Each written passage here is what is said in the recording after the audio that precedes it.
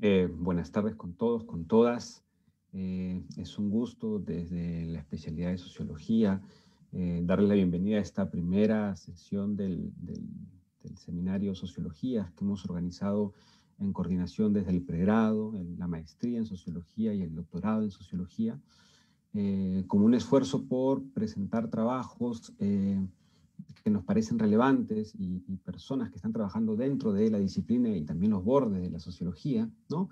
En relación con otras disciplinas y que sea un espacio tanto de conversación entre docentes, estudiantes y un público en general que pueda inscribirse, ¿no? Para nosotros es una oportunidad, digamos, privilegiada de poder tener un momento de pensar, escuchar y aprender, ¿no? En esta primera sesión estamos muy contentos de contar con Katia Araujo, quien, digamos, aceptó gentilmente con poco tiempo de aviso poder participar, pero, digamos, nos parecía muy pertinente contar con su presentación en esta oportunidad.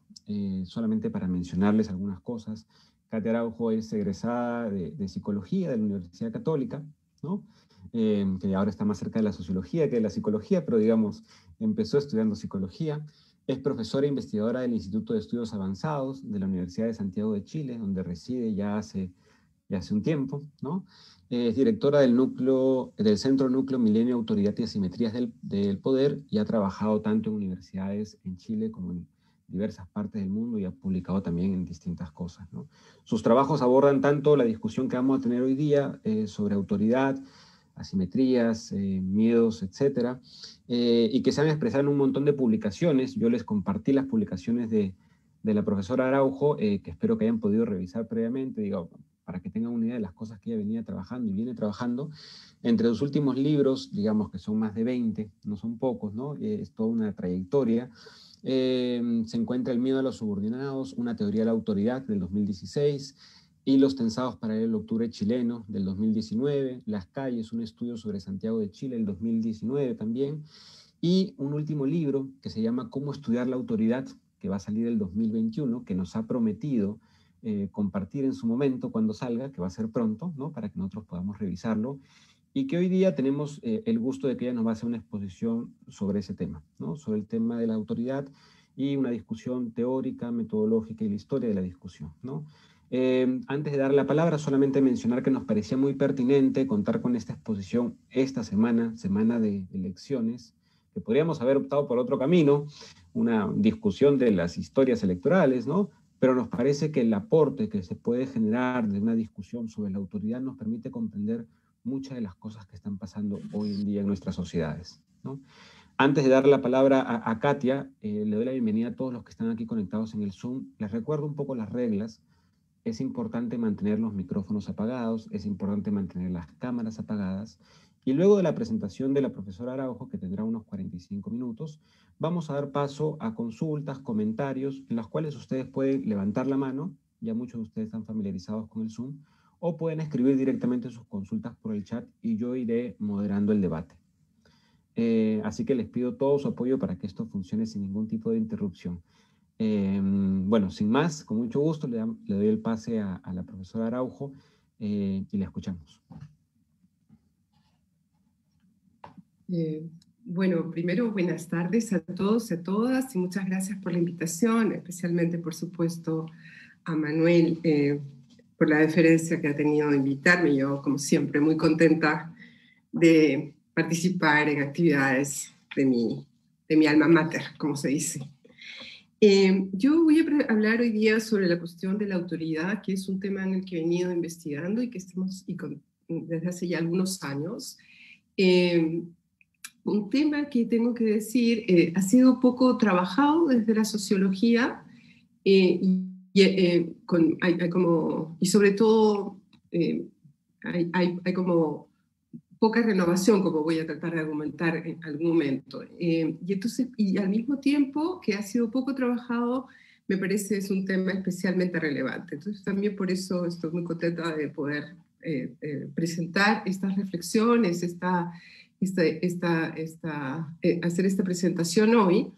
Y también porque, bueno, como dijo Manuel, está por salir este libro que se llama Cómo estudiar la autoridad, que en el fondo surgió de la evidencia de que había poco, o sea, que había quizá la necesidad de poder como transmitir lo que había sido mi experiencia y lo que he podido aprender en este tiempo, en estos estudios.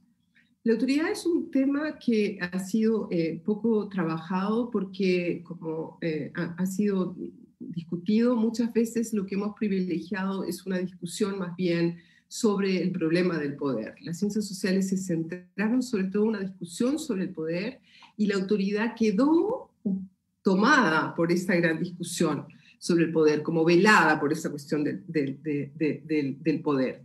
Sin embargo, la autoridad merece un espacio específico y particular de atención porque, porque si bien tiene que ver con el poder y es un tipo de ejercicio de poder, desde el comienzo de su discusión, que bueno, quien más ha aportado a esto es Max Weber, sin duda, y volveremos a eso, es un tipo de ejercicio de poder, que es un tipo de ejercicio de poder extremadamente importante para la vida social, que tiene un papel relevante en la vida social. Porque lo que expresa la autoridad, en el fondo, lo que cuando uno estudia autoridad, en el fondo lo que está estudiando son las maneras en que las sociedades, en que una sociedad enfrenta el problema del poder y el problema de la regulación social. Y eso es muy importante. La autoridad es como un mecanismo que permite resolver, para bien o para mal, positivo o negativo, pero que es un mecanismo a partir del cual las sociedades resuelven el problema de las asimetrías de poder y dan una salida a la cuestión de la regulación social. Y, como ya he dicho, es una forma de ejercicio de poder que en realidad se distingue de otras formas de ejercicio de poder, porque en este caso lo que aparece es que no hay un forzamiento de la acción del otro. ¿Cuál es el fenómeno que quiere explicar la noción de autoridad? Todos los conceptos, como ustedes saben, lo que están tratando de hacer es tratando de capturar un fenómeno en lo social, ¿no? De darle fronteras y de situarlo, pero tratan de capturar un fenómeno social. Y lo que la noción de autoridad intenta capturar es esas situaciones en las cuales alguien es capaz de influir en los juicios, en las acciones, en las percepciones, en las opiniones de otro, sin forzarlo, sin que haya un forzamiento, en el sentido que haya un uso de la fuerza. Y en la vida social tenemos muchas de estas situaciones y relaciones. Cuando un profesor está en una sala de clase, en una escuela, o cuando un padre le dice a un niño que vaya por favor a la cama, o cuando, etcétera, o cuando incluso, no sé, la autoridad, el guardia de tránsito nos para. O sea, hay todas esas son situaciones en que alguien es capaz de influir en las acciones, en los juicios o en las percepciones. Entonces la autoridad lo que trata de hacer es capturar este fenómeno, o sea, es un concepto que lo que trata de explicar es este fenómeno. Y lo que dice, mira, cuando en la vida social hay esta situación, alguien influyendo sobre la conducta, etcétera, de otro, o haciendo que otro haga lo que es la voluntad del primero, entonces vamos a llamar esto una autoridad. Y entonces luego han venido diferentes explicaciones de cómo entender el fenómeno. Ya lo llamamos autoridad y luego han habido diferentes teorías para explicar el fenómeno. Pero lo que primero me importa es poder situar la cuestión de autoridad. Y me importa situarla porque generalmente cuando hablamos de autoridad se nos hace una confusión. Es una noción que normalmente tendemos a confundir por lo menos 3 niveles a lo que la autoridad se refiere. Cuando hablamos de autoridad, normalmente en el lenguaje común hablamos de las autoridades. Es decir, que en un primer sentido usamos la palabra autoridad para hablar posiciones sociales, posiciones que son definidas externamente, una posición que es definida externamente. Esa es una primera manera de hablar de autoridad. una segunda manera o una segunda dimensión, un segundo uso de la noción de autoridad tiene que ver con que decimos autoridad cuando en realidad estamos hablando de un atributo personal. Esa es la segunda manera de usarla. Entonces decimos de alguien que tiene autoridad, ¿no? Tiene la capacidad para dirigir, etc. Entonces decimos, alguien tiene autoridad. Mira, esa persona tiene mucha autoridad, o qué poca autoridad tiene este alcalde, que es una autoridad en términos posicional, pero tiene poca autoridad en términos de atributo personal. Y luego hay una tercera manera en que se usa el término autoridad, que tiene que ver con el nombre que se le da a una relación social, ¿no? Y hablamos de un tipo de relación social que son las relaciones de autoridad.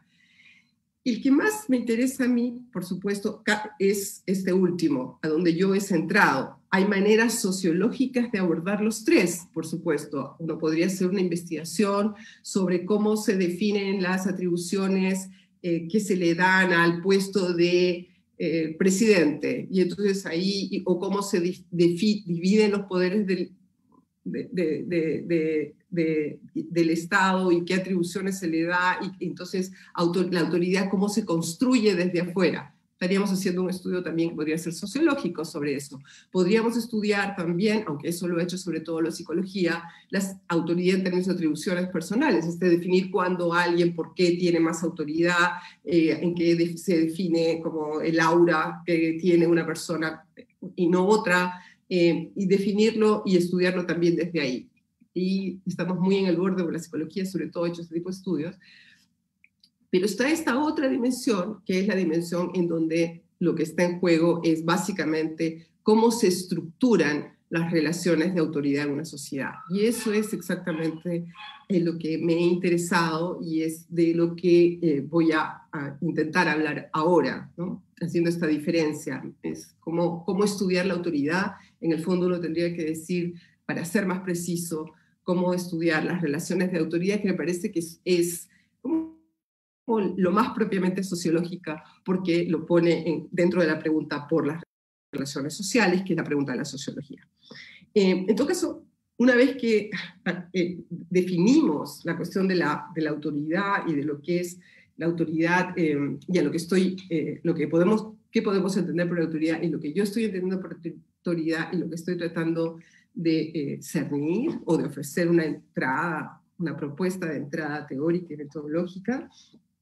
Una vez dicho esto, una otra cosa que uno tiene que reconocer sobre el problema de la autoridad es que en el último tiempo, quizá en las últimas décadas, ¿no? Ya había una discusión sobre esto fuerte en los años 50, o sobre todo en los años 60, que se pone en el centro del debate el problema de la autoridad, pero también en las últimas décadas más cercanas a nosotros ha comenzado a haber una discusión cada vez más fuerte sobre el problema de la autoridad, ¿no? Y la autoridad aparece siempre como un problema, y han habido muchas discusiones sobre el debilitamiento de la autoridad, que para muchos es entendido como una crisis de la autoridad. Y esta cuestión del momento, de la crisis de la autoridad, uno lo puede tomar así. A mí me parece que es mucho más útil no pensarlo como una crisis, sino pensarlo como un momento de reformulación de la autoridad, y voy a tratar de explicar porque creo que hay que pensarlo más bien como el momento de recomposición, en que se recomponen las relaciones de autoridad. Pero independientemente que lo entendamos como una crisis o que lo entendamos, como intento proponerlo, como una recomposición de las relaciones de autoridad, por razones que voy a tratar de explicar en un momento más, hay diferentes razones por las cuales este problema de la autoridad ha surgido. El problema de la autoridad no es resultado básicamente de una cuestión individual o de una cuestión idiosincrática, sino que hay una serie de corrientes, ¿no? De corrientes y de procesos sociales y culturales que han acontecido en el último tiempo, que están a la base de esta debilitamiento, crisis o problematización de la autoridad. Y todos estos procesos son procesos que coinciden, aunque son muy diferentes, son procesos que lo que coinciden es que son procesos que ponen en cuestión la jerarquía. Y la jerarquía está en el corazón de la autoridad. Entonces, ese es el tema. ¿Cuáles son estos procesos? O yo propondría, en todo caso, pensarlo, cuáles son estos procesos que están problematizando la autoridad y, por lo tanto, pero problematizándola porque están poniendo en cuestión la jerarquía. Una primera cuestión, por supuesto, tiene que ver con los procesos de destradicionalización, y también es decir, que la tradición y los fundamentos que tenía originalmente la jerarquía se pierden y se debilitan. También hay procesos en los que, de transformación de las asignaciones de estatus. Entonces, la manera en que organizábamos las jerarquías, cómo las repartíamos, se han modificado. Pensemos en las relaciones hombres y mujeres, eso se cambió, eso se ha modificado, y entonces eso también está interviniendo y hace perder entonces a la solidez, a las formas en que estructurábamos las jerarquías. La tercera cuestión, o una tercera gran corriente, tiene que ver con cómo se modificaron los principios normativos que nos parecen hoy los elementos con que tenemos que orientar cómo juzgamos a la sociedad, etcétera. Y eso tiene mucho que ver con un imaginario moderno, pero que se expandió mundialmente con esta idea de la igualdad y la idea de la diversidad, dos elementos muy potentes que han puesto en cuestión nuevamente estas jerarquías y asimetrías de poder, la justificación. Un cuarto elemento, o quinto, ya no lo sé, son los procesos de individualización, ¿no? Esta idea de que tiene que ver con las sociedades que ponen en el eje a los individuos, por un lado, pero además individuos que cada vez más están afirmando sus individualidades, y al afirmar sus individualidades afirman su autonomía individual, digamos, pero una forma de afirmación de autonomía individual que en realidad hace bastante insoportable el tener que someterse a otro, para decirlo como de manera simple. Entonces, este avance de la individualización también tiene un efecto en estos términos. Y bueno, voy a decir una última, creo que podría uno aumentar la lista, pero por lo menos en las que yo pienso que son muy importantes. Por supuesto, hay que sumar las transformaciones tecnológicas, y las transformaciones tecnológicas han impactado en unas expectativas de horizontalizadoras muy importantes y muy fuertes, que además ponen en cuestión de nuevo los fundamentos de las jerarquías. O sea, basta pensar cuando uno va al médico, ¿qué hace uno cuando sale del médico y el médico le da a uno su diagnóstico? Busca en internet, va al Google rápidamente para enterarse de todo lo que dice el Google, para ver si en realidad uno está de acuerdo o no está de acuerdo con el médico, o para sacar sus propias conclusiones. Entonces también la cuestión tecnológica, este es un ejemplo simple, por supuesto, ha participado. En todo caso, todos estos procesos han puesto en cuestión la jerarquía, el modelo de jerarquía que teníamos, que está en el corazón, como decía Hannah Arendt, de la autoridad. Hannah Arendt, de hecho, pensaba que además la jerarquía, tenía una concepción de la jerarquía rígida, porque entonces ella pensaba que una autoridad no debía dar explicaciones acerca de sus actos, que una autoridad, cuando argumentaba, ya no era autoridad, ¿no? Hay algo de una concepción de jerarquía que ella está planteando, que es en esta noción de autoridad, que no es más posible ni es más viable en tiempos como los que nosotros vivimos. Entonces, se nos vuelve realmente un problema la cuestión de la autoridad, y eso no es menor porque, como había dicho, la autoridad, este fenómeno que se explica bajo el concepto de autoridad, es tremendamente importante en las sociedades porque tiene, por supuesto, versiones negativas, y muchas veces ha sido vinculada con la dominación o la sujeción, y voy a volver a eso, lo cual es sin duda así, pero también tiene el otro lado, el lado luz, que era muy claro para los clásicos de la sociología, como Weber, Durkheim, Simmel y muchos otros, que la autoridad tenía este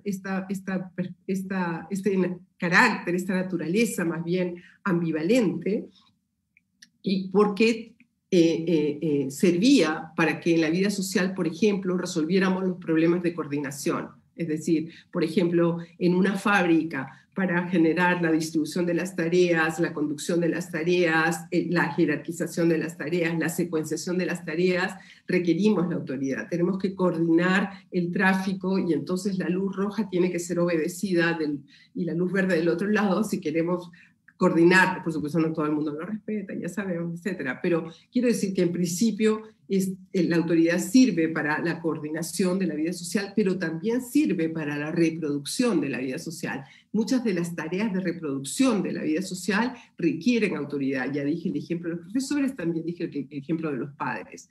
Y finalmente la autoridad es en tanto importante para la vida social, tiene esta otra función, y siempre la ha tenido, de pacificar la vida social. Esa es una manera de hacer aceptables asimetrías de poder, aceptables jerarquías que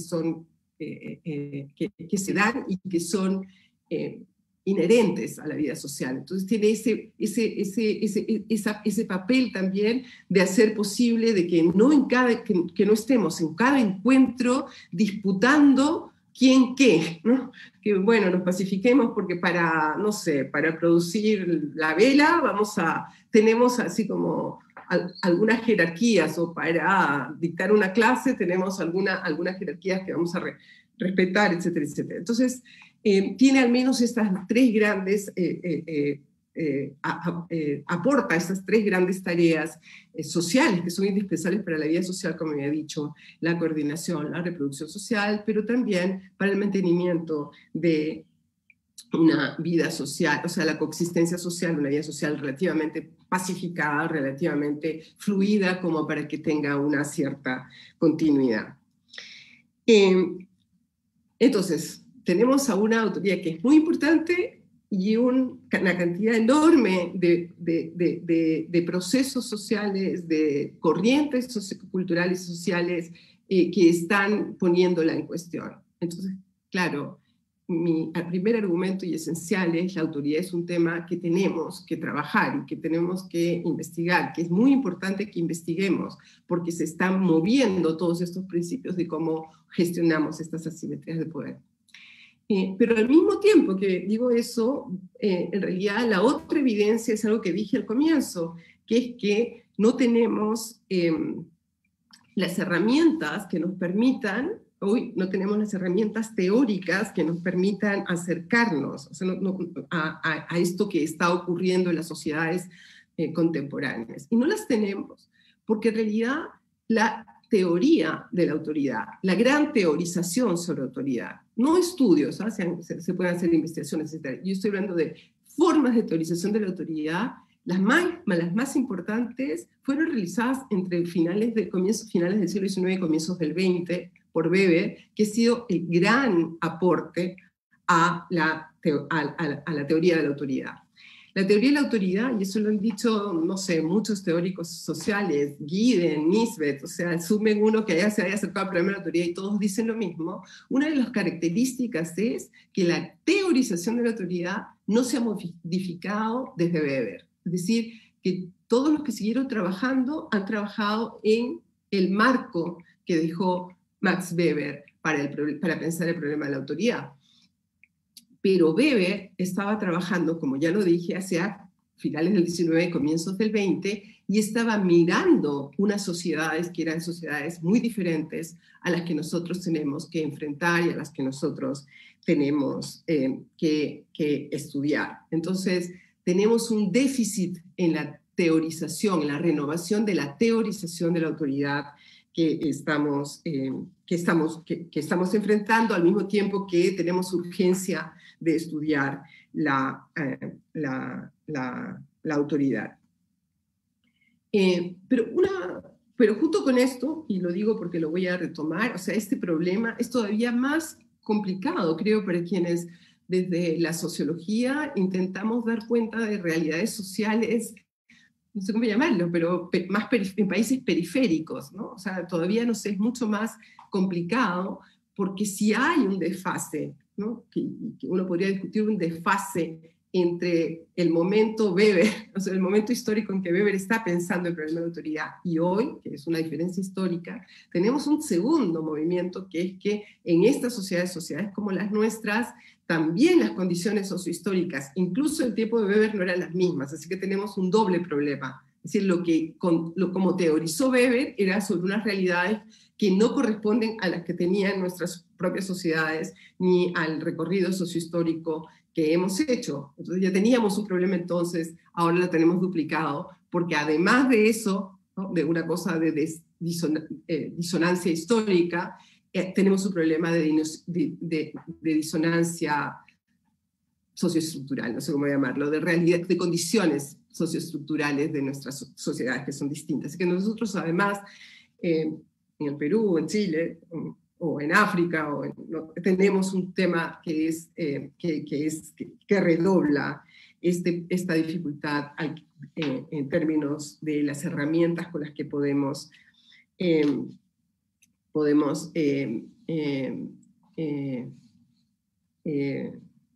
abordar la cuestión de la autoridad. Entonces, mi intención ha sido, en el último tiempo, he hecho investigaciones empíricas sobre autoridad, y a partir de esas investigaciones empíricas me parece que hay algunas cosas que he aprendido, y bueno, lo que yo intento en este libro que va a salir, y que es un poco la base de lo que estoy presentando ahora, intento hacer una propuesta que es más sobre cómo de la construcción de un enfoque. Un enfoque no quiere decir que es un modelo teórico-metodológico, sino básicamente algunas indicaciones para la construcción de un enfoque de cómo podríamos pensar y comenzar a estudiar la autoridad en realidades como las nuestras, y en general estudiar la autoridad en un momento histórico como el que estamos atravesando.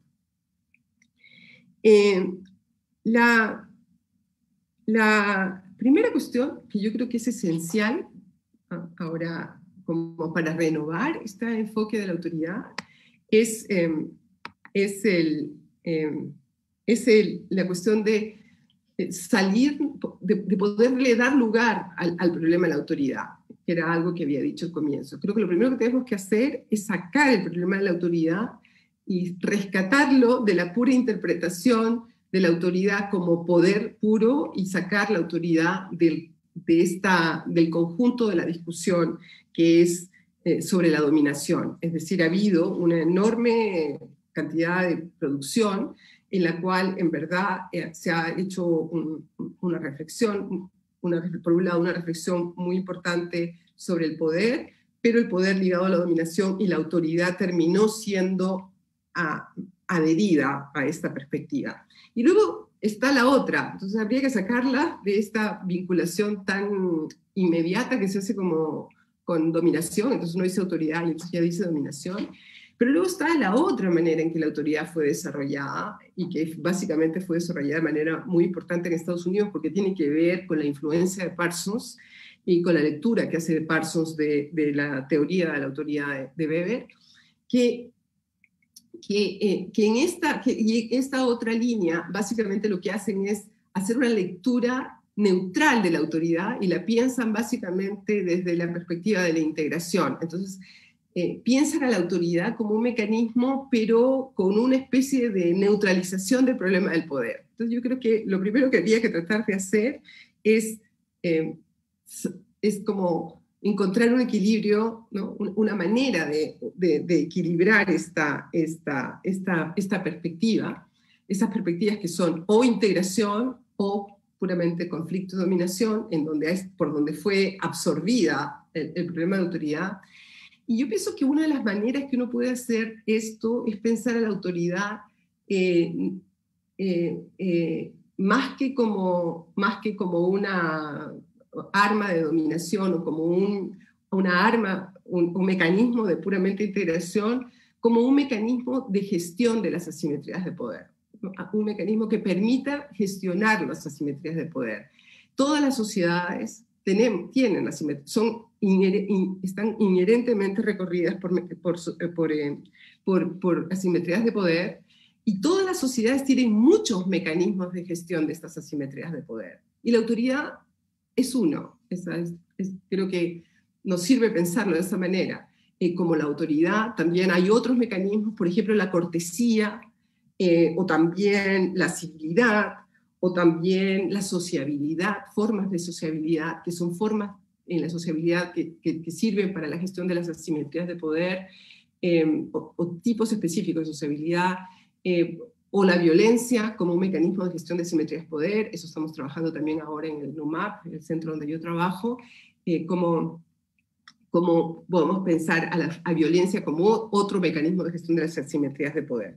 Es decir, que son mecanismos de gestión de asimetrías de poder que implica que su destino es ambivalente. Por supuesto, puede servir en un momento, ser completamente disonante y erosivo para una sociedad, o puede ser positivo y aportarle a la sociedad, o puede estar vinculado con la dominación, etc. Pero lo esencial no es el problema ni la dominación ni la integración, sino cómo entender el mecanismo y cómo se gestionan a través de lo que está en juego. La segunda cuestión que es importante para poder renovar, me parece, la cuestión de la cuestión de la autoridad, tiene que ver con que en realidad la autoridad ha tenido como base la teoría weberiana. ¿Y cuál es la teoría weberiana? Me voy a tener un momentito para poder hacer claro luego mi argumento. Weber, me voy a tener un momentito, voy a ser súper simple, disculpen que sea tiene mucho más profundidad y detalle esta discusión, pero voy a tratar básicamente de presentar lo que es la lógica de lo que Weber plantea.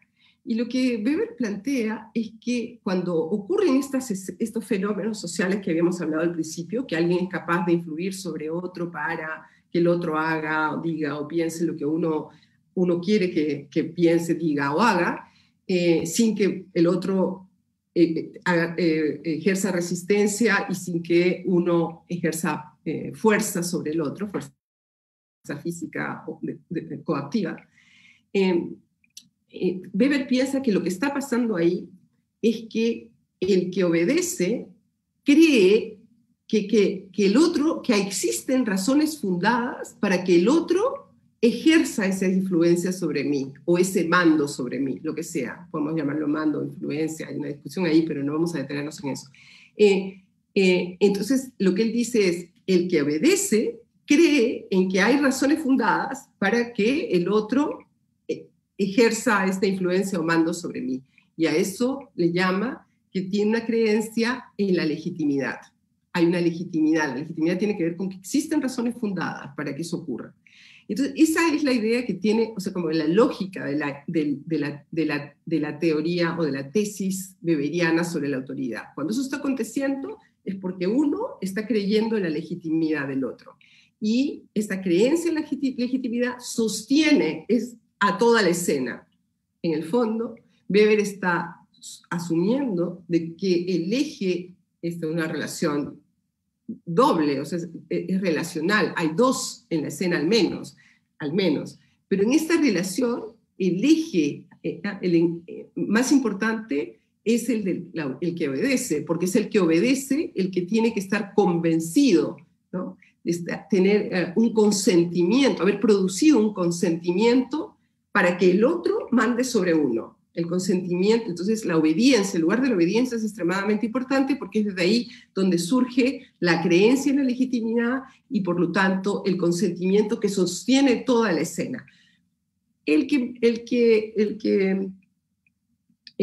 manda, obviamente, tiene esa legitimidad porque le ha sido atribuida, y no es Weber el que principalmente lo va a desarrollar, pero sí mucho más posteriormente. Habermas, por ejemplo, que va a insistir en que, bueno, ya hay ejercicios de legitimación que se tienen que producir para poder ir sosteniéndolo. En todo caso, ya es una discusión mucho más en detalle, pero lo que me importa es mencionar cuál es la lógica. Cuando uno dice que esto es así, hay varias cosas que uno está diciendo respecto a lo que está proponiendo Weber.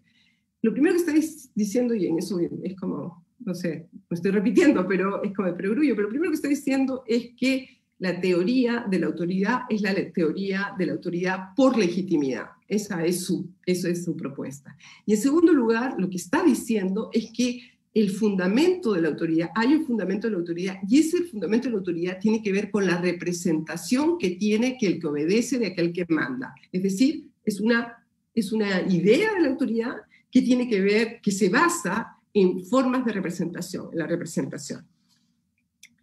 Y eso implica que, además,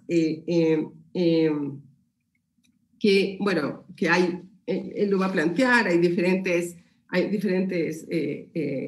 tipos de autoridad, y cada tipo de autoridad tiene que ver con tipos diferentes de legitimidad. Pero lo que me parece más importante es que, de subrayar, es que lo que está en juego aquí es esta idea de la legitimidad y de la representación. Pero tenemos un problema, y eso es un problema tenemos un problema hoy, que es que esta legitimidad no puede ser solamente individual. No es porque la legitimidad, como la imagina Weber, no es una legitimidad que le doy yo porque tengo yo unas ideas individuales por las cuales yo voy a darle legitimidad. Esta legitimidad es una legitimidad que se va a producir, pero que tiene un carácter colectivo, ¿no? Asume de que hay un carácter colectivo en estos tipos de legitimidad.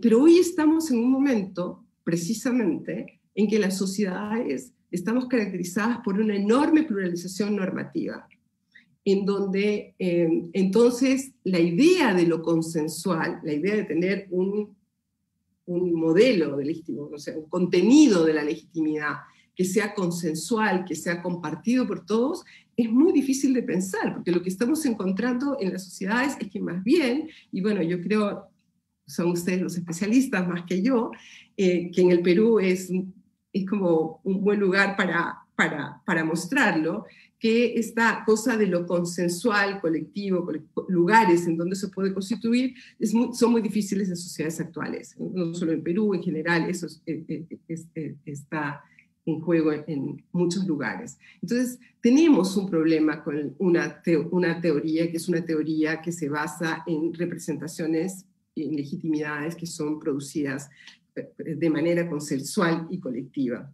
Entonces, yo creo que además de separarlo de dominación y integración, una segunda cuestión tiene que ver con, más que ir hacia al problema de la obediencia, ¿no? De explicar la obediencia, que quizá una entrada más interesante es del lado del ejercicio de la autoridad, es decir, ir a desentrañar las lógicas más bien interactivas que están en juego en la autoridad. Entonces, porque en esas lógicas interactivas, pues cuando uno va a buscar qué pasa en la interacción, qué pasa en el ejercicio mismo, uno no está requiriendo entonces la suposición de que hay un consenso colectivo.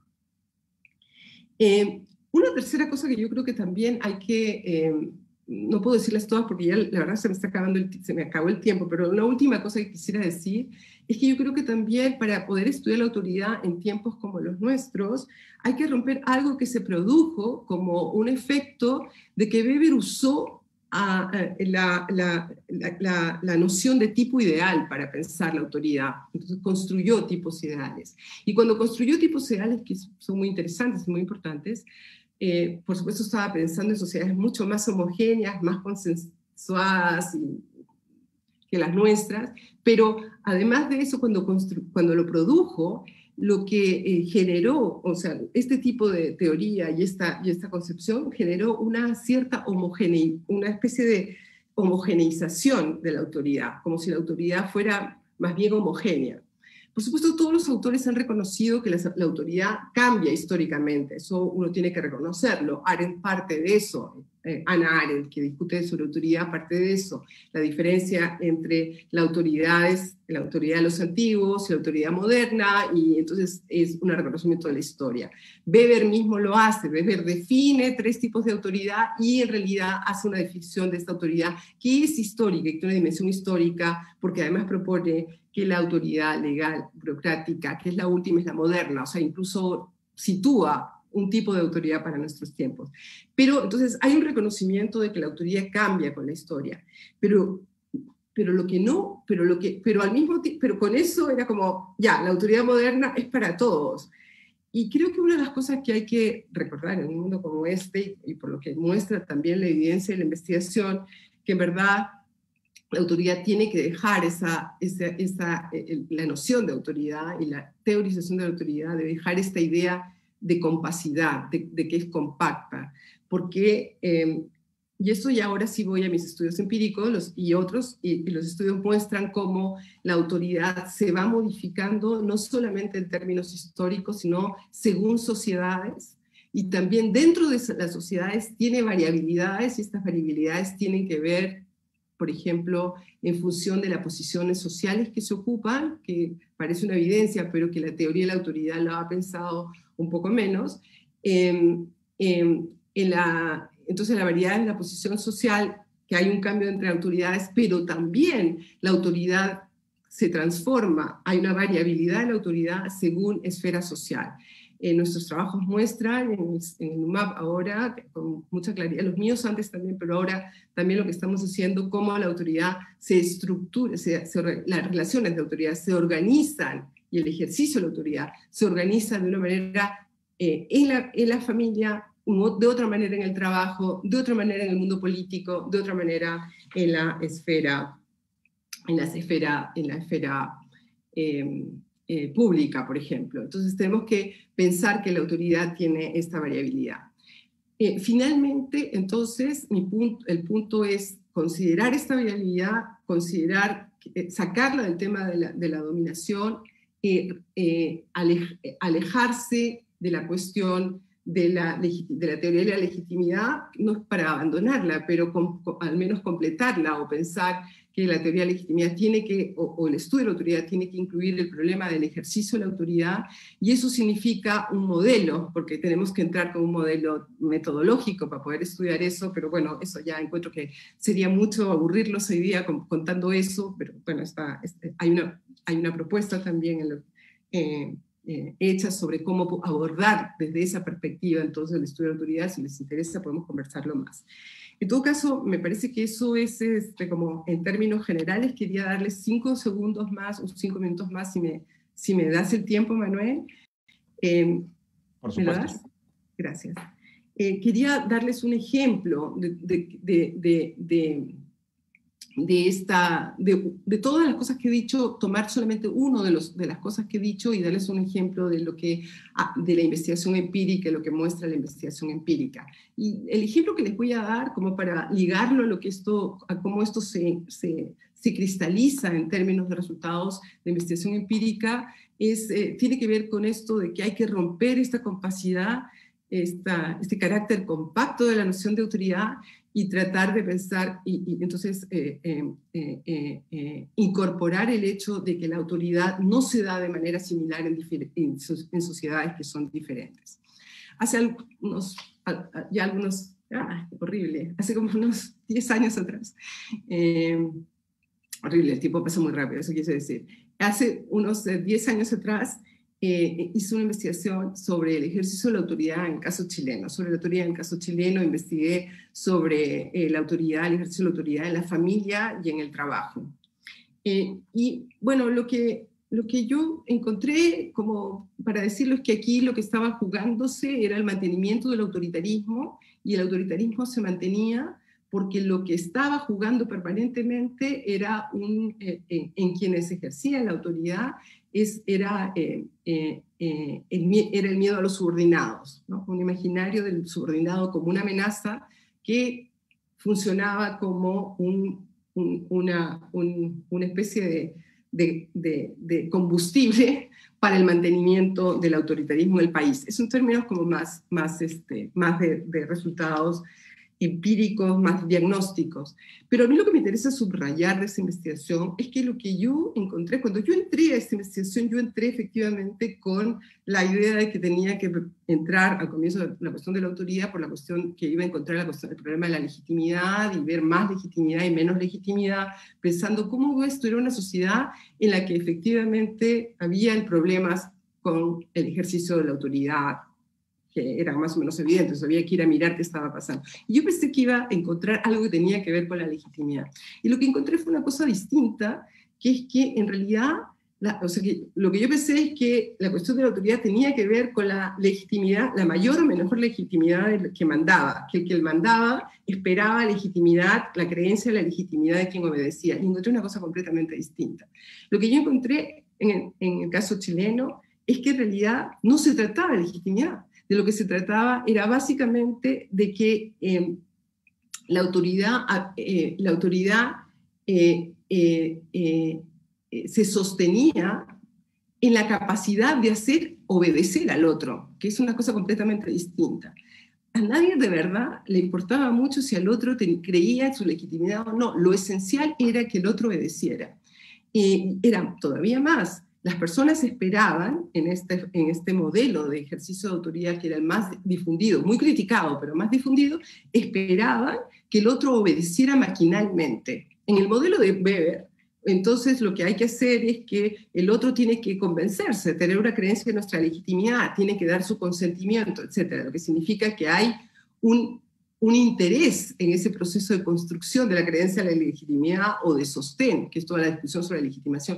Pero aquí no había ninguno, nadie, voy a decirlo en simple, los jefes no pensaban que tenían que explicarle a sus subordinados qué era lo que tenían que hacer, les tenían que decir lo que tenían que hacer, no explicar por qué, para qué, la empresa, no tenían que hacerlo.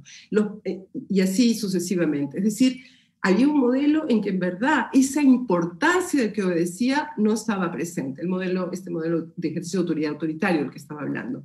Pero por otro lado, la otra cosa que también tenía en este modelo y que está en juego en este modelo es que las personas en realidad pensaban que era muy importante para ejercer la autoridad movilizar permanentemente, virtualmente, no hacer uso real, pero movilizar virtualmente recursos de poder y de fuerza que tuvieran. En el caso de la tesis de Weber, al revés, y esa idea de por la legitimidad, al revés, las personas no tienen que mostrar su fuerza, todo sirve para ocultar, no es que no haya poder ahí, pero todo sirve para ocultar el poder y la fuerza de unos respecto a otros. En este caso, el ejercicio de la autoridad en realidad requería que uno moviera estos recursos, como cualquier cosa, la amenaza del despido o la capacidad que tendrían de producir un perjuicio en el otro o lo que fuera que fuera. Es decir, dos cosas que eran completamente antitéticas respecto a lo que había dicho, lo que había sostenido Weber y lo que sostiene la teoría de legitimidad. Ahora, una vez que uno encuentra eso, uno podría decir, si uno toma solamente a Weber y dice, ya lo que Weber es, que entonces tenemos un problema porque en realidad estamos lejos de la legitimidad y ese es un problema de legitimidad. Yo opté por otra manera de entenderlo y mi manera de entenderlo, o sea, de explicarlo, de acercarme, fue tratar de entender por qué era así. No criticarlo, sino tratar de entender qué estaba en juego ahí. Y al tratar de entender, por supuesto, lo que uno encuentra es que estas escenas de autoridad están entramadas básicamente por los hilos históricos y estructurales que organizan una sociedad. Son formas en que esa sociedad ha resuelto el problema de las asimetrías de poder. Y en el caso chileno, que yo creo que se puede extender a muchos países de América del Sur, al menos, de América Latina quizá, pero bueno, me faltan los estudios empíricos para poder decirlo con seguridad. Ahora estoy haciendo cuestión de sociología histórica, y eso me acerca un poco.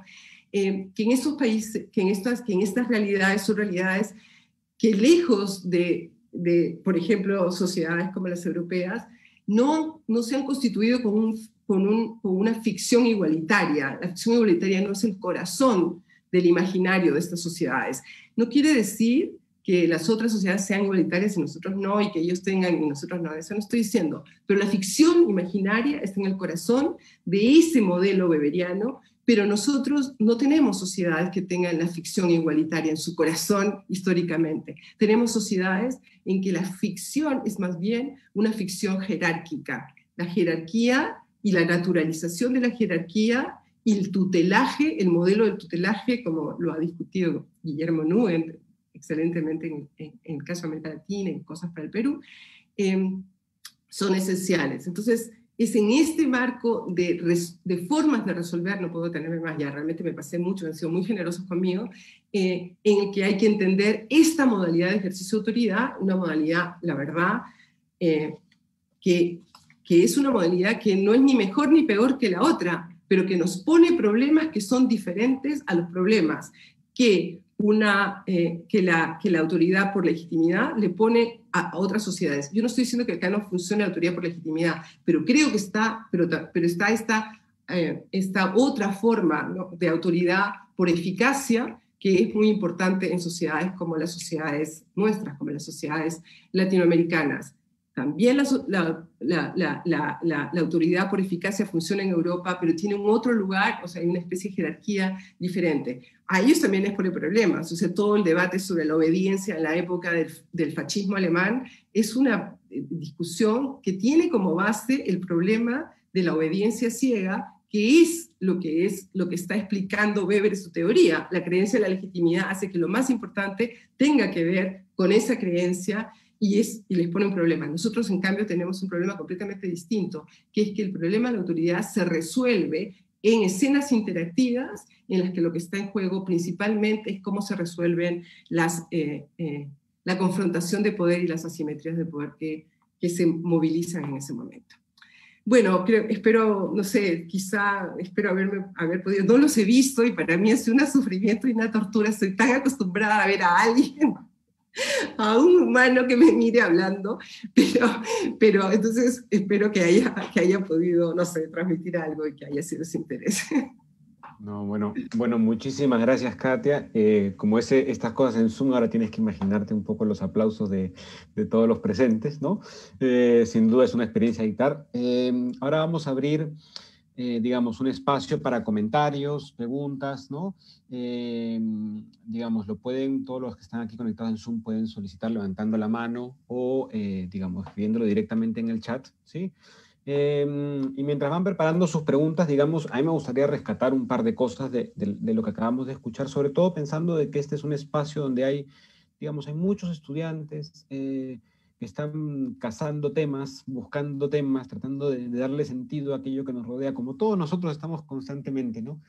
Y a mí me gustaría rescatar dos o tres cosas antes de dar paso a los comentarios, ¿no? Lo primero sería, digamos, a mí me gusta mucho esta búsqueda por, llamémoslo de cierta manera, teorizar desde aquí, ¿no? Preguntándonos por cómo la matriz histórica y estructural de nuestras propias sociedades nos debe invitar como reto analítico a pensar la propia teoría, ¿no? Y que muchas veces lo que hacemos es un aprendizaje teórico, canónico, ¿no? Sin necesariamente traducirlo a discutirlo, problematizarlo. Yo creo que esa es una invitación sumamente útil, ¿no? Y creo que la segunda va con esto que tú le llamabas la pluralidad de marcos de autoridad o marcos normativos, ¿no? Que claro, en el Perú el día de hoy, ¿no? Y aquí muchos podrán decir cosas parecidas, ¿no? Una de las discusiones es por qué la gente no cumple ciertas cosas, ¿no? Si todo está lleno de normas y el Estado que nos dice cumplir ciertas cosas, espacios, instituciones, etcétera, ¿no? Pero claro, cuando dejamos de pensarlo como tú nos propones, como si fuera un solo espacio homogéneo y compacto, ¿no? Si no hay una pluralidad, que entre ellos hay también sus propias relaciones y disputas, ¿no? Cambia la mirada y cambia la forma de poder entenderlo, ¿no?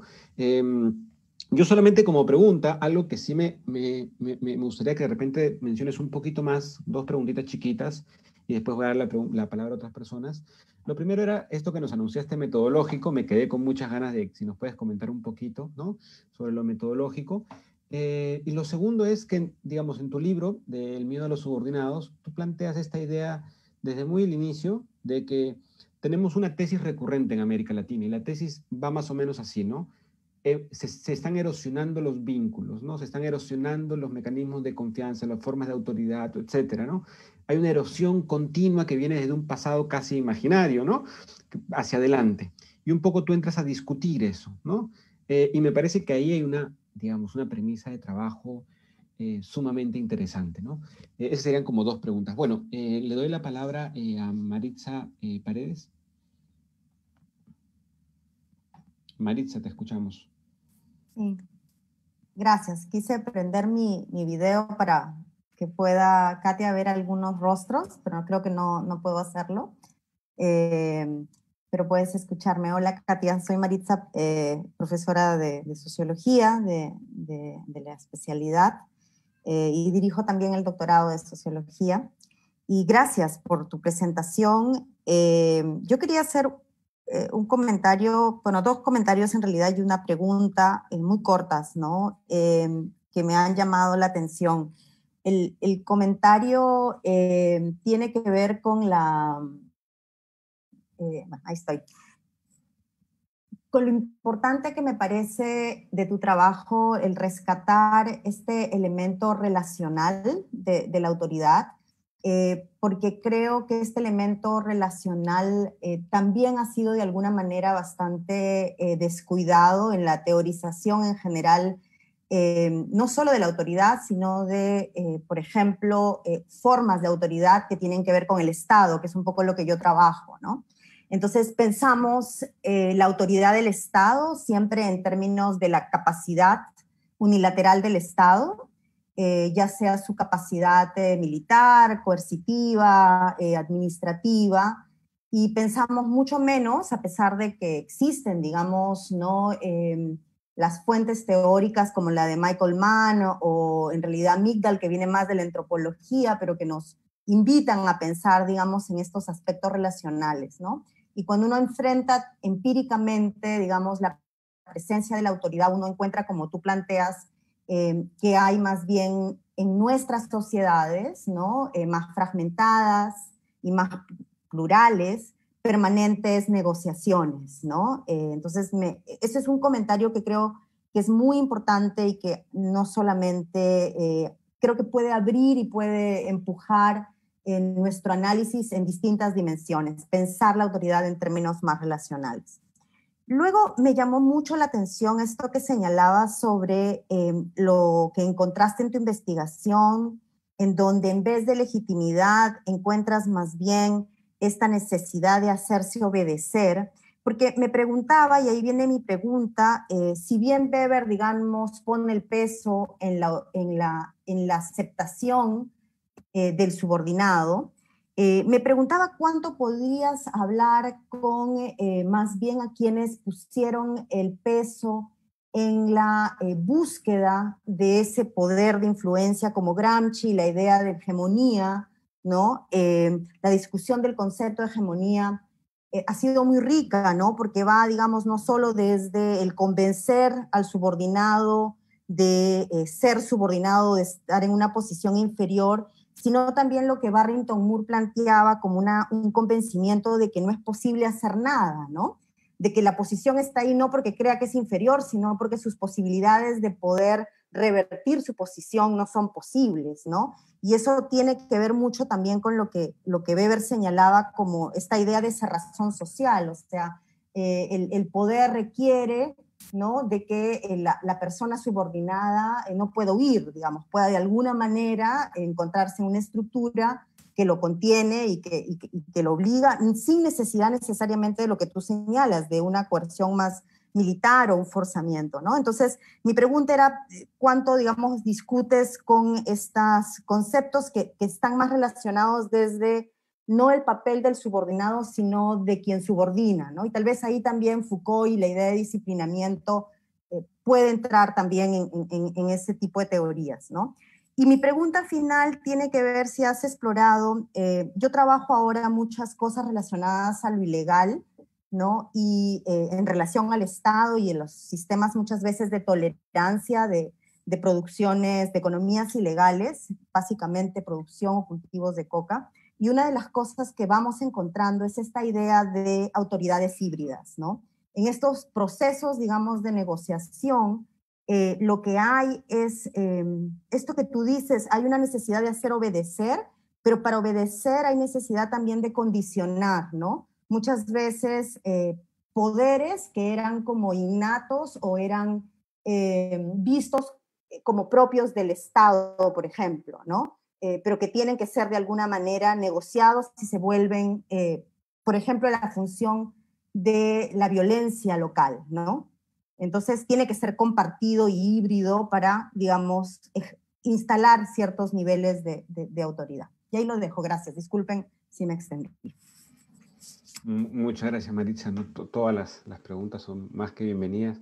No sé si de repente, Katia, quieres un poco arrancar con las preguntas de Maritza y vamos juntando otras. ¿Sí? Sí, bueno, con las preguntas de Maritza y también las tuyas. Vamos. Y muy rápido. Sí, efectivamente yo pienso que en realidad en el proyecto como el proyecto intelectual, el proyecto de investigación que tengo, una cuestión esencial para mí es la cuestión de cómo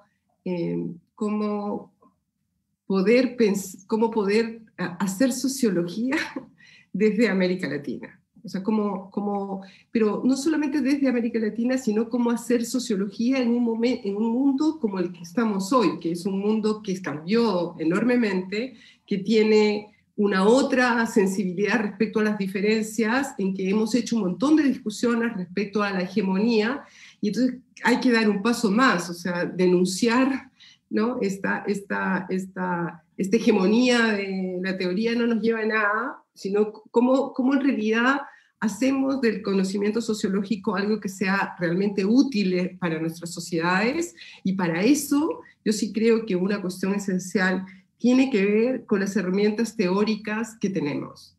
Y tenemos otro problema bastante grande, porque el fundamento, las herramientas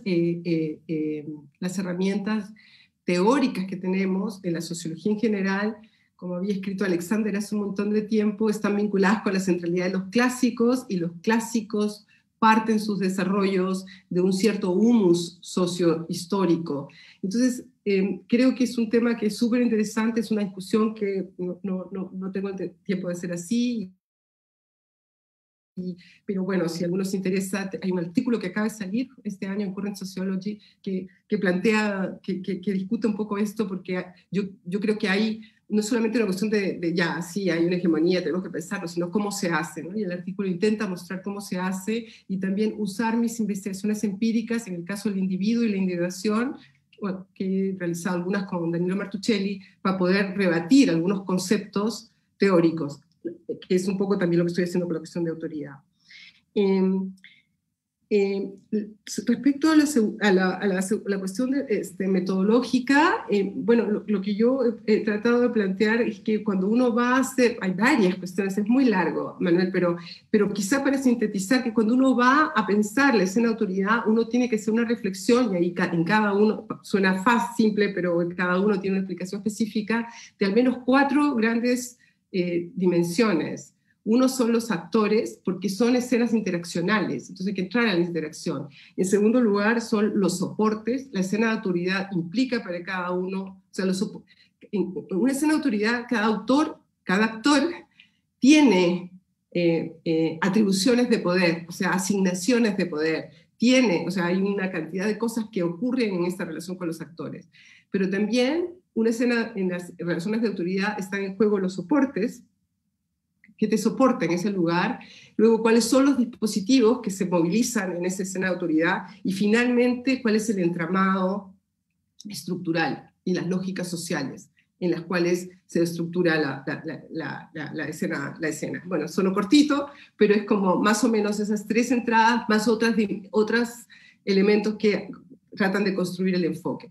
Pero básicamente es tratar de pensar cómo entendemos la autoridad, ya no desde la legitimidad de la representación, sino de lo que ocurre en la interacción en la escena, y poder dar explicación a lo que ocurre en la interacción en la escena.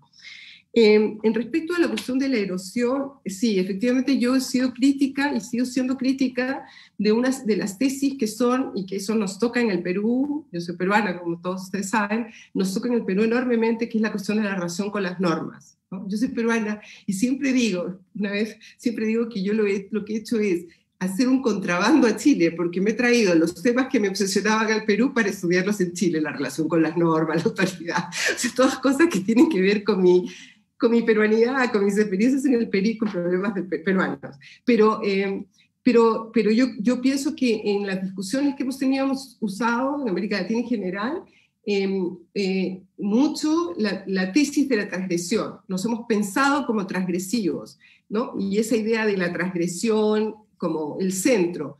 Pero cuando tú haces de la transgresión la gran explicación o el punto de partida, tienes un problema que es que te dificulta entender, comprender las lógicas que están en juego, ¿no? Porque la transgresión terminamos, y yo creo que es una evidencia para todos, cada vez que comenzamos con la tesis de la transgresión, terminamos en dos cosas. Uno, en que pensamos que casi todos debemos ser psicópatas, porque un mundo de transgresores, entonces la psicopatía reina en el continente. Y la otra cuestión tiene que ver con que siempre terminamos en una lectura del déficit de nuestras realidades sociales. Por eso es que es problemática la entrada por el lugar de la transgresión. Yo creo que por eso lo que hay que entender son las lógicas sociales que están detrás. ¿Cuál es la lógica que está gobernando? Y esa lógica tiene que ver con equilibrios complejos de varias escenas, no solo una, la autoridad está vinculada con otras escenas, y no es la única, entonces es mucho más complejo. Pero yo sí creo que la tesis de la transgresión, en términos teóricos, es realmente un problema, constituye un problema, y creo que en los análisis políticos también, y los análisis sociales también, o sea, no avanzo mucho cuando solamente lo tomo del lado de la transgresión. Socialmente, como actor social, yo puedo moralmente reprochar algo como actor social, pero no como sociólogo o socióloga, ¿no? Ahí tenemos que exigirnos de un otro lado. Y yo pienso que eso es una cuestión y que hay que poder entenderla sin entrar en el otro esquema, porque el otro esquema es, uno es o somos transgresores o otros somos básicamente víctimas del sistema. Ninguno de los dos nos ayuda, ni ser transgresores, ni ser puras víctimas del sistema en las cuales nuestras conductas son resultado de la pura influencia del sistema o de la estructura. Tampoco nos vamos a ningún lado, porque en ese punto lo que hacemos es desresponsabilizar y asumir de que los individuos no somos individuos morales, y somos individuos morales. Entonces, es un equilibrio, pero sí, yo creo que es una cosa extremadamente importante. Y Marisa, muchas gracias por tus preguntas, la verdad, sobre todo por llamarme la atención a tus trabajos, los voy a leer, ya que estás trabajando sobre la cuestión de autoridad, me parece súper interesante además. Sí, estás entrando en esa cuestión del problema del Estado, porque creo que un problema del Estado es un problema realmente importante, pero hiciste una pregunta que era como más como precisa, que tenía que ver, y más teórica también, que tiene que ver con la cuestión del hacerse obedecer de Weber, y luego tú mencionaste esta otra mirada que es el marxismo, y ahí uno podría mencionar a Gramsci, pero también podría mencionar a otros, ¿no? Como Althusser y otros, a Foucault, y mencionaste algunos. Y yo allí lo que quise hacer es una rápida discusión sobre cómo yo entiendo este debate en la teoría social. En la teoría social hay al menos tres grandes maneras en que se intentó entender la cuestión de la autoridad.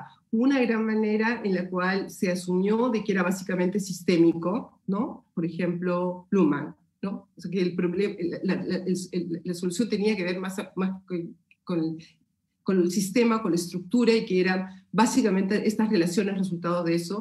Una segunda manera que asumió que había efectivamente ahí un problema de que, o sea, que mis conductas no eran resultado solamente del sistema, sino que mis conductas eran resultado de la influencia o el impacto del poder sobre mí, pero hubo un grupo que entendió que ese impacto del poder sobre mí era algo que acontecía sin mi consentimiento.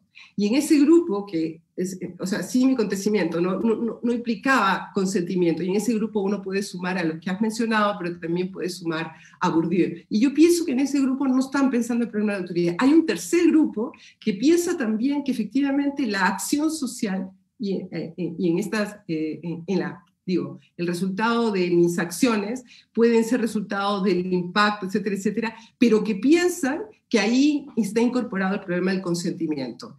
Y entonces ahí están otros autores como Habermas, Weber, Gadamer y más recientemente Pardo, Prato y otros autores que están pegados a esta manera. Entonces yo diría, para responder, creo que son tres maneras distintas en que se abordó, pero creo que la que realmente estuvo mirando el fenómeno, hablando de este fenómeno, fue esta, porque en la otra está mucho más vinculada a problemas que están ligados como Wright Mills hizo esta diferencia, ¿no? Él dijo que había maneras distintas de entender la cuestión del poder, y uno era, bueno, el poder coactivo, directo, el otro tenía que ver con la manipulación y la alienación, y el otro tenía que ver directamente con la autoridad, y eso esta gran diferencia. Yo creo que este segundo grupo de estos autores piensa más desde el lado de esta perspectiva, porque la autoridad, el problema de la autoridad es que efectivamente cuando la escena está ocurriendo, el que está siendo afectado, no el que afecta, sino el que está siendo afectado, tiene una conciencia de que está siendo afectado. Cuando a mí me mandas a traer un papel, yo estoy teniendo conciencia de que tú me estás mandando a hacer un papel. Entonces, los fenómenos que estoy tratando de explicar son distintos, y los fenómenos que están tratando, y entonces las explicaciones son distintas. Entonces yo diría, por eso a mí personalmente no me parece que en ese grupo realmente trabajen sobre autoridad, y de hecho ninguno de ellos trabaja sobre la noción de autoridad directamente. Bourdieu la usa como poder simbólico, por ejemplo, pero no hay una verdadera elaboración sobre este tipo de problema social, ¿no? Por eso yo he empezado diciendo, hay un específico problema social que toca, pero es esencial. Eso, yo diría. No sé si respondí, pero... Muchas gracias, Katia. Gracias. Tenemos más preguntitas. Antes de darle la palabra a las personas que han levantado, te voy a leer algunas que están en el chat. Sí. Sebastián pregunta, ¿se puede pensar que en este enfoque de autoridad como gestión de asimetrías de poder se desarrollen nuevos mecanismos institucionales para el cuestionamiento y crítica? ¿No? Y por otro lado, quizá encontrar nuevos mecanismos institucionales para el cuestionamiento y crítica podría ser útil para concebir la idea de variabilidad de autoridad, o de pluralidad, me imagino. También tenemos una pregunta de Betsy, quien dice, en este marco, ¿qué lectura se tendría sobre la autoridad y el avance de fundamentalismos en partidos y movimientos políticos en países como América Latina? ¿No? Van esas dos preguntas escritas, y le voy a dar pase a dos personas que levantaron, y con eso un poco cerraríamos la ronda de preguntas, ¿sí? Robin, te escuchamos. Muchas gracias, Manuel. Creo que Rodrigo levantó la mano primero. No. Ok, Rodrigo, te escuchamos.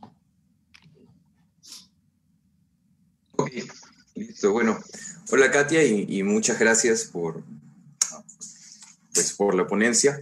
Yo soy egresado, soy licenciado en Sociología, actualmente estoy cursando la maestría en Antropología aquí en la PUC, y los temas que a mí me interesan son, dentro de del campo de estudio de la Sociología y Antropología de la Cultura, me interesa particularmente la relación entre el poder y la dominación. En ese sentido, te agradezco por la exposición de hoy, porque no había contemplado la posibilidad de que la autoridad fuese un tema que necesitara una atención particular diferente a la que nosotros habitualmente le entregamos al poder. Y en ese sentido, la exposición me ha parecido particularmente interesante y también complicada. Y hay un par de puntos que me gustaría preguntarte a ti. Me gustaría quizás que profundices un poco en esto que propones de la separación entre el poder y la autoridad, de manera que la pueda tener clara. Y la otra es, quería saber si nos podrías comentar un poco más respecto a esto que propones de la recomposición de la forma en la que entendemos la autoridad.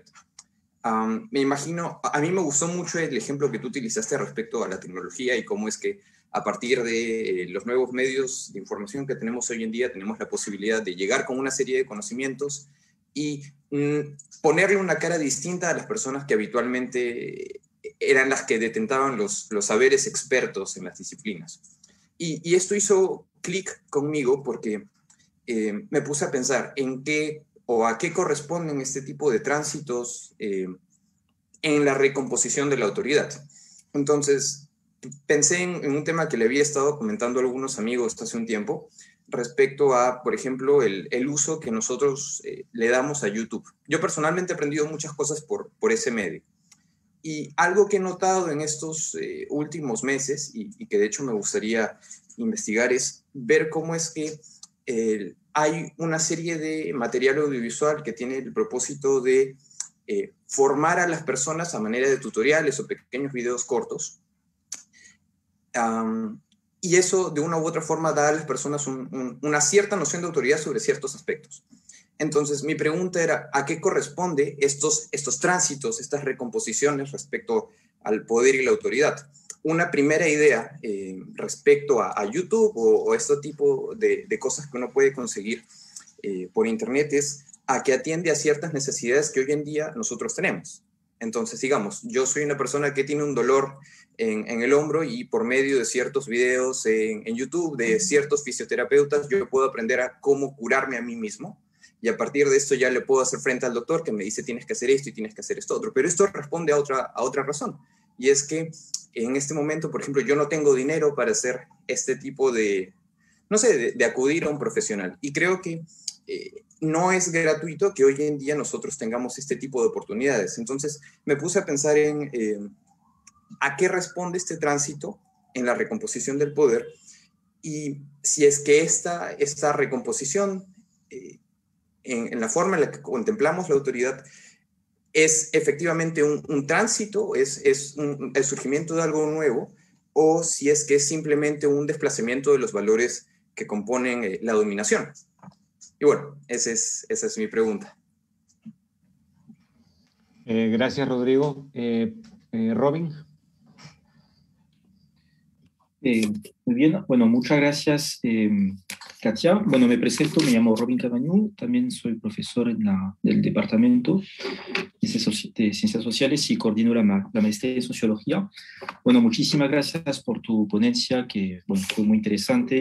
Nos has brindado muchos elementos teóricos muy importantes, ¿no? para entender lo que significa la autoridad en diferentes contextos. Personalmente me ayuda mucho también a acompañar reflexiones en el campo de los estudios de la familia sobre la redefinición de las relaciones dentro de la pareja, pero también entre las generaciones, ¿no? Entre padres e hijos, etc.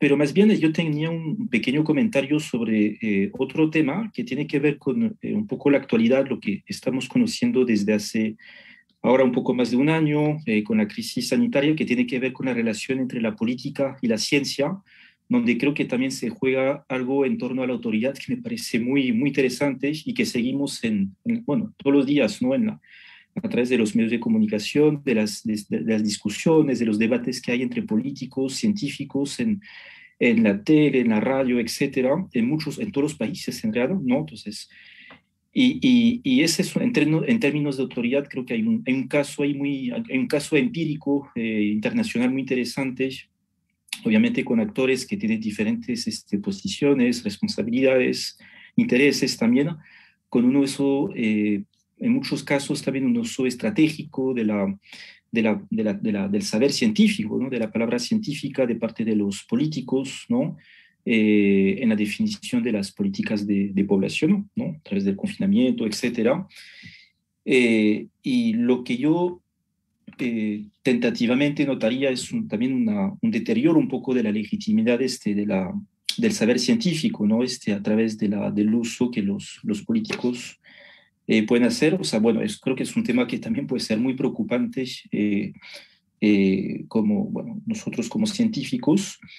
Y a eso también se suma otro tema, que es un poco una consecuencia, que puede ser una consecuencia. Primero es el surgimiento o tal vez el reforzamiento de diferentes grupos, ¿no? Que son más no sé cómo calificarlos, de inspiración más complotistas, ¿no? Que van surgiendo en muchos países, o sea, todos los movimientos antimascarillas, antivacunas, los vemos mucho en Europa, también en América Latina. Entonces, en realidad, bueno, es un poco mi reacción. O sea, quisiera también si has podido, a partir de este modelo de interpretación, este modelo teórico que nos has presentado, si has podido conocer un poco tu interpretación sobre, bueno, sobre todo lo que estamos viviendo desde hace un año en este campo, ¿no? Era un poco la pregunta que quería hacerte. Y nuevamente, bueno, muchísimas gracias por tu exposición. Muchas gracias, Robin. Creo que nos robas a mucho la pregunta de aterrizarle este contexto tan lleno de pluralidades de autoridad, ¿no? Te escuchamos, Katia. Yo voy a empezar por lo más fácil y voy a terminar por lo que no estoy muy segura de haber entendido. Sebastián, no sé si te he entendido realmente lo que me quieres preguntar, así que lo voy a dejar hacia el final y capaz en eso te animas a aclararme para poder, porque no estoy muy clara sobre a lo que exactamente apuntas. Yo pienso que hay varias preguntas que quizá tendría que como que podría responderlas como apuntando a una cosa más general, que es que yo he insistido en que tenemos que pensar que la autoridad es un mecanismo de gestión de simetrías de poder en la sociedad, y yo he pensado en esta cosa y he planteado que hay que verla en términos relacionales también, pero también he dicho que que la autoridad tiene, bueno, espero haberlo dicho, en realidad decir que hay que sacarla del puro lugar de la dominación no quiere decir que uno no deje de reconocer que sus destinos son ambivalentes. Y yo creo que estamos en un momento de enorme incertidumbre de cuáles son los caminos que vamos a tomar.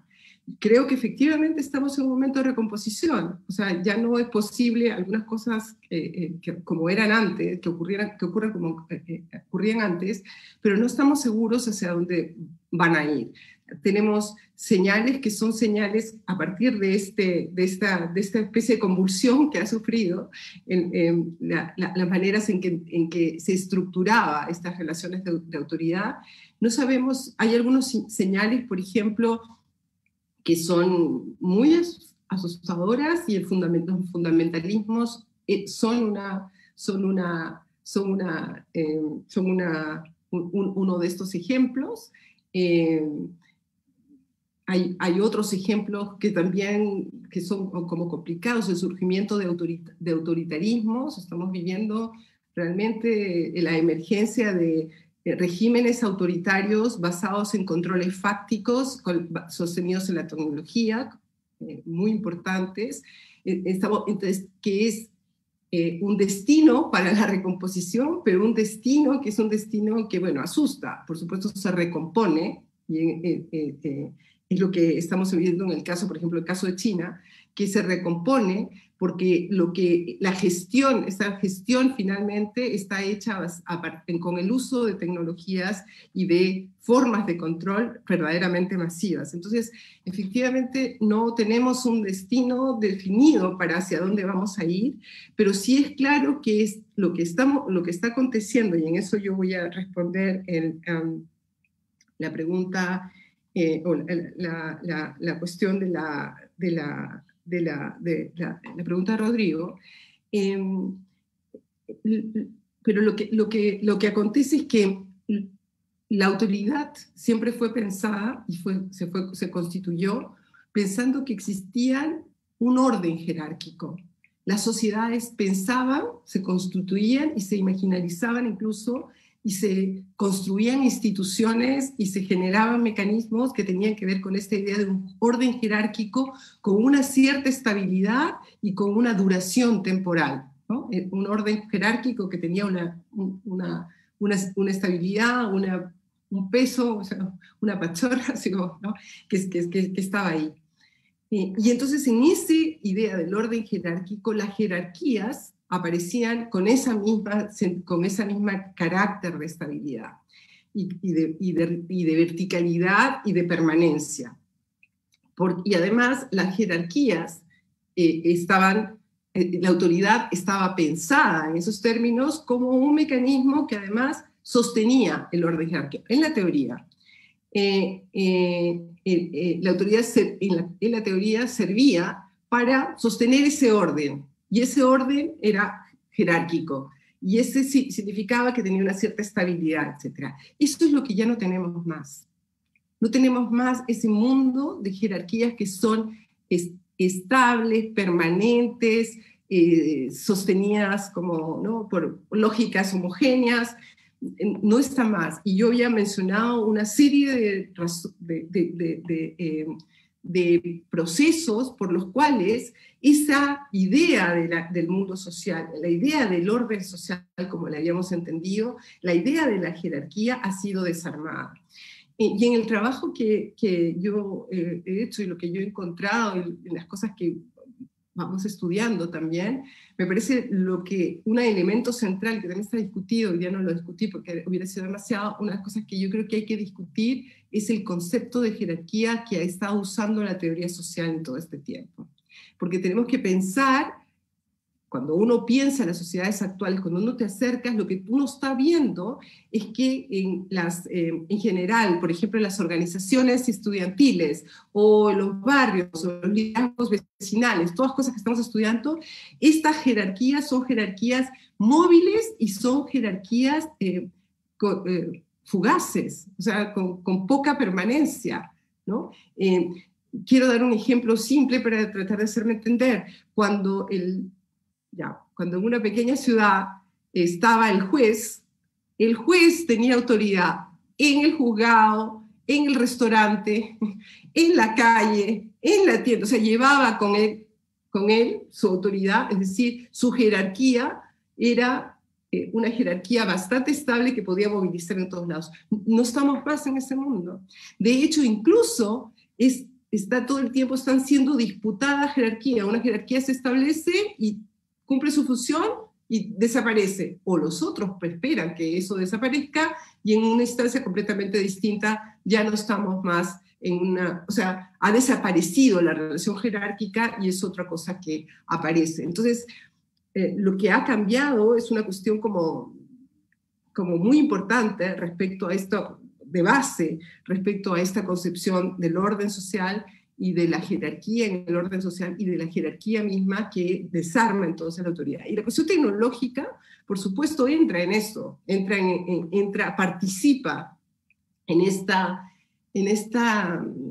yo no sé cómo llamarlo, es como bueno, uno podría decirlo de un lado como este empuje así como a horizontalizar, ¿no?, los vínculos, a darles formas horizontales, que obliga a que las jerarquías se comiencen a producir de maneras completamente distintas, pero no tenemos el instrumento todavía para pensarlo, porque cuando pensábamos autoridad antes, pensábamos estas jerarquías estables, en donde yo tenía una creencia que sostenía esa autoridad por todo el tiempo, pero eso en realidad no está funcionando de esa manera, está funcionando de otra manera. Nada lo está sosteniendo permanentemente, sino que está, no sé, negociándose. Marisa usó esa palabra, no sé si es negociante, creo que no la usaría yo, pero está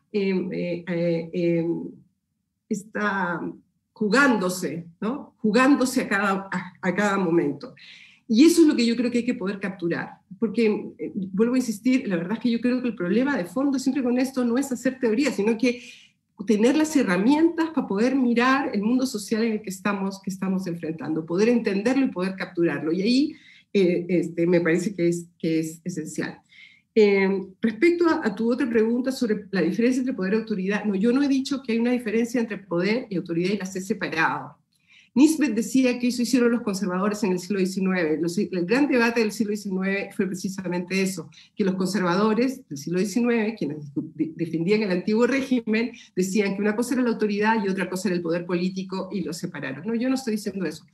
La autoridad es una forma de ejercicio del poder, pero entonces se trata de que tenemos que entender diferentes formas de ejercicio de poder y de diferentes formas en que se gestionan las asimetrías de poder que están presentes en la sociedad. Yo creo que un gran aporte de Foucault fue plantear esta idea, que la verdad la sociedad estaba cruzada por relaciones de poder, pero creo que un problema de Foucault fue que la manera en que lo entendió nos ha dejado de no nos deja ver algunas relaciones que no pueden ser pensadas como relaciones de poder, sujeción y dominación, porque entonces no podemos entender realmente lo que está ahí, porque entonces entendemos que cada vez que estamos con nuestra pareja, lo que está en juego es eso, y ahí hay eventuales asimetrías de poder en ciertos momentos, pero no necesariamente lo que está en juego es, todo el tiempo es una estructura de dominación, ¿no? Actuando. Yo no digo que el marco más general entre las relaciones de género puedan ser estructuras de dominación, pero hay parejas que son homosexuales, entonces allí cuando hay parejas homosexuales también hay otras dimensiones que están en juego. Entonces, lo que quiero decir básicamente es, la autoridad es el poder, es una forma de ejercicio de poder. Entonces, más bien, mi punto es, tenemos que pensar en la multiplicidad de formas en que el poder se gestiona en la sociedad. Y una es la imposición de un poder a otro. Yo creo que ahí han hecho trabajos magistrales, muchos. Pero otras formas tienen que ver con que hay que gestionar las asimetrías de poder y hacer algo con eso, porque si no, no entendemos las relaciones, esto que trabaja Robbie, que es las relaciones entre padres e hijos, las relaciones en la escuela, terminamos produciendo todo como un problema de la dominación y no avanzamos. Eso es como el mismo marco de la transgresión. No avanzamos. ¿Está mal el marco de la dominación? Por supuesto que no, es muy importante y es además verídico, pero tenemos que poder avanzar en entender otras escenas, no de la vida conyugal como en la película, pero otras escenas de la vida social que no estamos recogiendo, que son escenas de poder, en donde hay poder, pero que no las podemos entender como estamos, con aparatajes como el de Bourdieu, me parece, o como el aparataje de Foucault, me parece. Entonces no es sacar al poder, sino reinstalarlo, pero instalarlo de una manera que nos permita ver otras escenas en las que se están jugando, por supuesto, se está jugando asimetrías de poder. De eso parte la definición. Y bueno, Robin, qué interesante también que trabajas en las cuestiones de familia, relaciones entre generaciones. Aquí en el UMAP, donde nosotros estamos, en el centro donde yo trabajo, estamos también trabajando sobre autoridad sobre familia y sobre las relaciones entre padres e hijos. Eso es muy interesante, y ahí también tengo colegas que están trabajando sobre la autoridad y las asimetrías de poder en las parejas y las relaciones intergeneracionales también, no solamente padres-hijos, sino más amplio, así como abuelos, nietos, etc. Así que les voy a dar tu dato para que te busquen, te googleen y vean tus trabajos, así que es súper bueno saberlo. Y tu pregunta sobre la cuestión de la pandemia, yo creo que sí, es un caso empírico muy interesante. La verdad es que nosotros yo no lo o sea, lo sigo, por supuesto, me intereso por esta cuestión, pero no he hecho, o sea, no en la perspectiva de hacer un estudio sobre eso. Pero lo que sí hemos hecho, y lo que sí he estado trabajando, y la investigación que hemos estado haciendo, es en el último tiempo hemos hecho una investigación sobre la pandemia, o sobre la vida en pandemia. Entonces hicimos un trabajo que es un trabajo que incluye entrevistas por este medio, por supuesto, y un trabajo de autorregistro audiovisual. Trabajamos con las personas con las que entrevistamos, que hacían sus registros audiovisuales, que ellas trabajaron con sus registros, con su autoescritura audiovisual, digamos, con un grupo de cineastas. Eso es lo que hemos estado haciendo, y ahí hemos estado investigando qué está pasando con la vida de las personas, y ahí entra esta discusión también de cuándo deciden salir, cuándo deciden hacer caso, cuándo deciden cuidarse, por qué deciden cuidarse, etc. Y yo creo que ahí, en la cuestión de la pandemia, hay varias cosas que se ponen en juego.